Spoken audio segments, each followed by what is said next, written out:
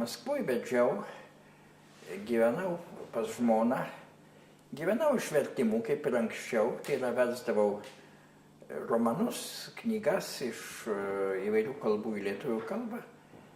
Kartą per metus maždaug gaudavo honorarą, iš tų būdavo galima pragyventi. Na ir labai daug atsirado Maskvoje draugų ir pažįstamų. Beveik visi labai laisvai ir antitarybiškai nusiteikę. Tada jų Maskvoje jau buvo daug. Keletą jau suminėsiu dar keletą. Sakysime, buvo toksai mąstytojas, jau turbūt kitaip ir nepavadinsi, Grigorijus Pomerancas.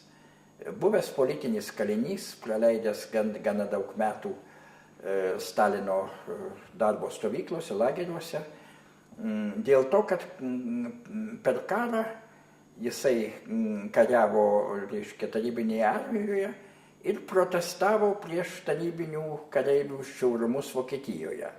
Rašė laiškus vyresnybei, kad to negalima leisti. Ir už tai buvo pasodintas į kalėjimą.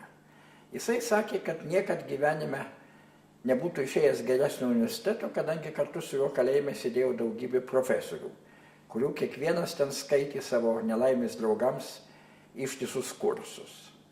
Grigorijus Pomerancas gyvas ir dabar, jisai gyvena Maskvoje, daugelio knygų autorius, populiarus žmogus, vienas iš tų, kurie tais laikais rašė į vadinamąją savilaidą arba samizdatą.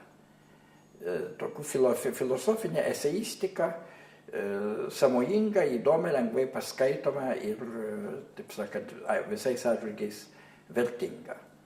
Pas jį rinkdavosi jaunimas. Ir jis mažame butelėje, turbūt ten buvo 12 kvadratinių metrų tas butelis, mokė jaunuolius, taip sakant, išminties.